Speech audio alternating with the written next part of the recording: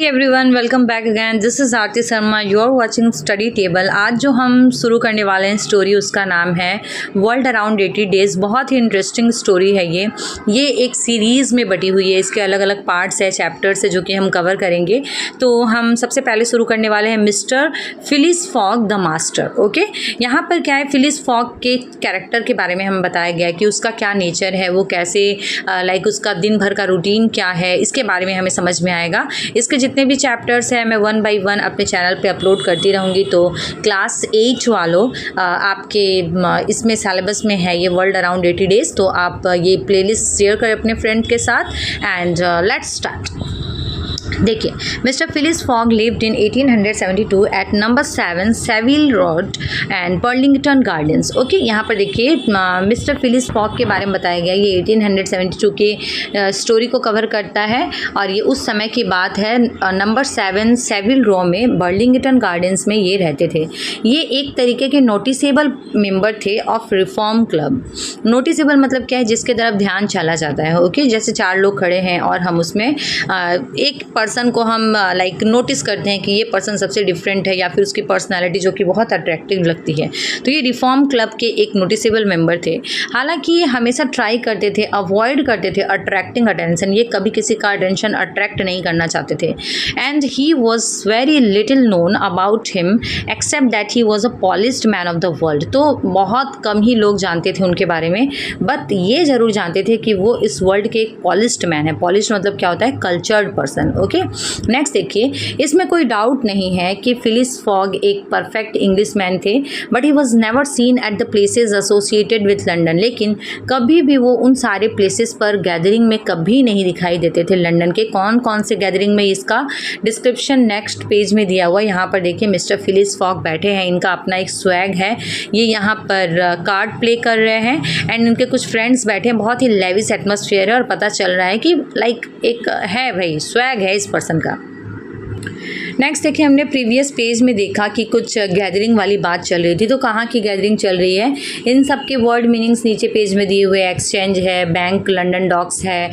And exchange means क्या होता है, जहाँ पर शेयर वगैरह की बात की जाती है। टेम्पल्स और लिंकन्स इन, जहाँ पर पूजा वगैरह होती है, या फिर क्वींस बेंच जहाँ पर बैरिस्टर्स के ऑफिस होते हैं। तो ये सारे जो गैदरिंग के प्लेसेस थे वहाँ पर वो कभी भी देखे नहीं जाते थे। और ना ही ये कोई साइंटिस्ट थे, ना ही ये किसी इंस्टीट्यूशन से बिलोंग करते थे जैसे आर्ट्स या साइंस का इंस्टीट्यूशन। बस ये एक मेंबर थे रिफॉर्म क्लब के, दैट वाज ऑल। बस यही इनका डिस्क्रिप्शन लोगों को पता था। And his cheques were paid regularly, और इनके जो चेक्स जो थे ना वो रेगुलर पेड किए जाते थे। तो क्या वो बहुत पैसे वाले थे, इसमें तो कोई डाउट नहीं है कि हाँ वो पैसे वाले थे। लेकिन किसी को ये नहीं पता कि उनके पास ये फॉर्चून आया कहाँ से। वो बहुत लेविश थे। लेविश मतलब क्या होता है, जो बहुत पैसे वाला होता है, जिनकी लाइफ बहुत आराम से गुजरती है, हर एक चीज़ की कंफर्टेबल जोन होती है उनके पास। तो लेकिन वो ग्रीडी भी नहीं थे। He quietly and really readily contributed money for a noble cause. वो ना ऑलवेज चुपचाप, किसी को बताते भी नहीं थे, और रेडिली मतलब झट से कंट्रीब्यूट कर देते थे। जब कभी भी कोई नोबल कॉज होता था, कोई बीमार है, किसी को पैसे की ज़रूरत है, तो ये तुरंत पैसे जो है कंट्रीब्यूट कर देते थे। लेकिन ज़्यादा बात नहीं करते थे। हाँ, क्या वो बहुत ट्रैवल करते थे? इट वॉज पॉसिबल, हो सकता है कि वो बहुत बड़े अच्छे ट्रैवलर थे, क्योंकि हालांकि वो ज़्यादातर टाइम सेक्लूडेड होते थे। सेक्लूडेड मीन्स क्या होता है, एकदम अलग रहना। ही ऑफन करेक्टेड पीपल, लेकिन हम कैसे बोल सकते हैं कि वो ट्रैवल किया करते थे? क्योंकि जब कभी भी कोई गलत तरीके से किसी जगह का, किसी प्लेस का, किसी इवेंट का डिस्क्रिप्शन देता था, तो वो ना उस पर्सन को करेक्ट करते थे कि no you are wrong here, this place is like this. Okay, ये हमेशा बताते थे। तो इसका मतलब हो सकता है कि उन्होंने हर जगह ट्रैवलिंग किया हो। उनका जो सोल पास टाइम था, एकमात्र पास टाइम जो था उनका, वो था रीडिंग करना और प्लेइंग विस्ट। विस्ट मीन्स क्या है, वही ताश खेलना जिसे हम कार्ड्स भी बोलते हैं, और साथ में बैट करना, बैटिंग करना। तो ये क्या करते थे, हमेशा गेम में जीतते थे। तो जो भी गेम में जीतते थे, ये कुछ उसका पैसे का खुद के लिए पर्सनल यूज़ नहीं करते थे, उसे चैरिटी में दे देते थे। Mister Fogg played not to win but for the sake of playing. अब देखिए, मिस्टर फॉग की सबसे बड़ी खासियत तो यहाँ पर ये है कि भाई ये कभी भी जीतने के लिए खेलते थे, पैसे के लिए तो खेलते ही नहीं थे। Phyllis fog was not married. अब देखिए, इनके अगर पर्सनली फैमिली की बात की जाए तो ये मैरिड नहीं थे, और ऐसा नहीं है कि इनके रिलेटिव्स और नियर फ्रेंड्स भी नहीं हैं। And he did not seem to have, हाँ इसका मतलब इनके कोई फ्रेंड्स भी नहीं थे, रिलेटिव फ्रेंड्स एंड कुछ ऐसा नहीं था, बस वो एक अकेले अपने एक सर्वेंट के साथ रहते थे जो कि उनका ध्यान रखता था। एंड वो ब्रेकफास्ट करते थे, डिनर करते थे क्लब में ही, सेम रूम में, सेम टाइम टेबल पर, और same like time table, place, जगह सब कुछ सेम हुआ करता था। और एग्जैक्टली मिड नाइट में वो चले जाते थे और सीधे जाकर अपने बेड पे सो जाते थे।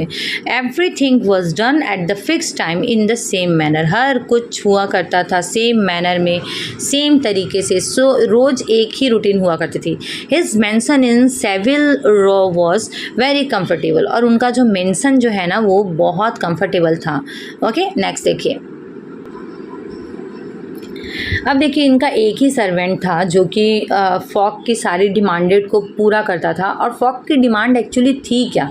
फॉग की एक ही डिमांड थी कि उसे सुपर ह्यूमन पंक्चुअलिटी चाहिए। मतलब भाई एक पर्सन से तो कभी ना कभी गलती हो ही सकती है, लेकिन इनका जो सर्वेंट है ना उसके सुपर ह्यूमन क्वालिटी चाहिए थी इनको।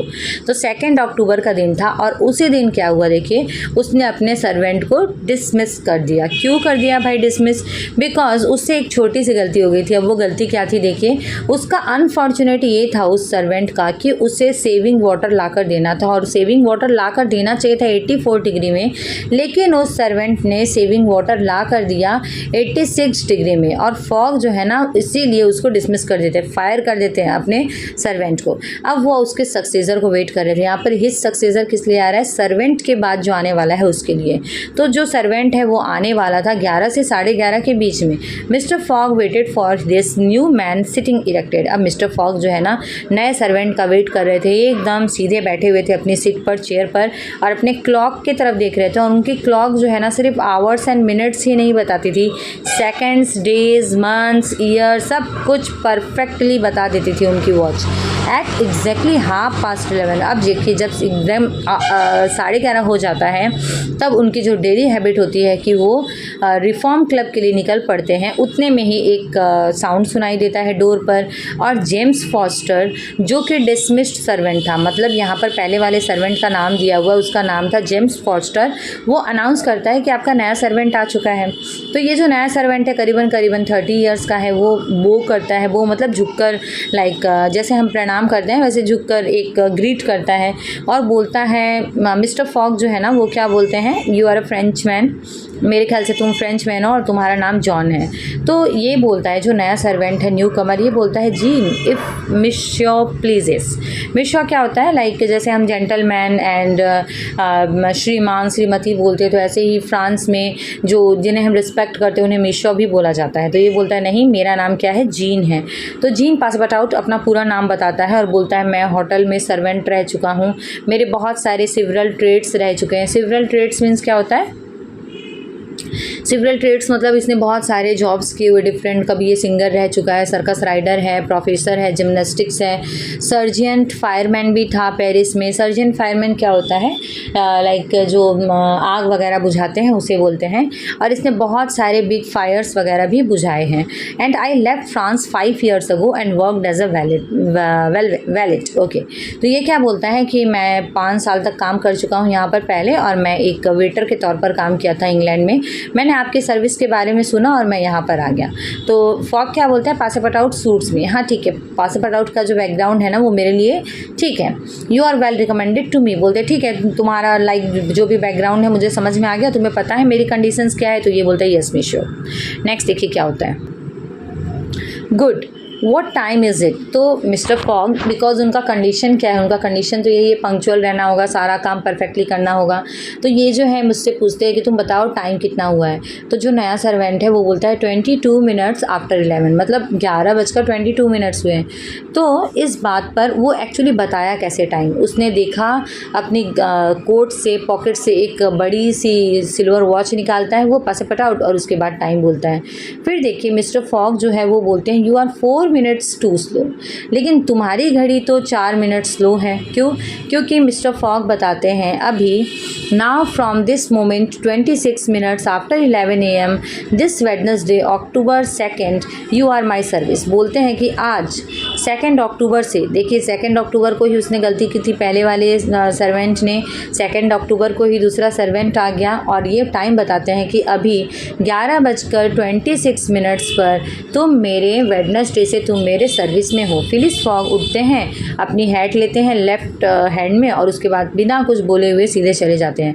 पासेपाटाउट जो है वो स्ट्रीट में 2 बार दरवाजे बंद होने की और खुलने की आवाज़ सुनता है। एक उसके न्यू मास्टर की थी और दूसरी जेम्स फॉस्टर की थी, जो कि उसका प्रेडिसेसर था। प्रेडिसेसर मतलब जो उसके पहले यहाँ पर जॉब कर रहा था। Departing in his turn, Passepartout remained alone in the house at Savile Row. अब पासेपाटाउट एकदम अकेला उस घर में था। तो ये थी हमारी स्टोरी, पहला चैप्टर था ये। आई होप आपको अच्छा लगा होगा। एक के बाद एक मैं सारे सीरीज़, इसके जितने भी चैप्टर्स हैं वो सारे मैं अपलोड करूँगी। आप अपने फ्रेंड्स के साथ शेयर करिए। Thank you so much for watching.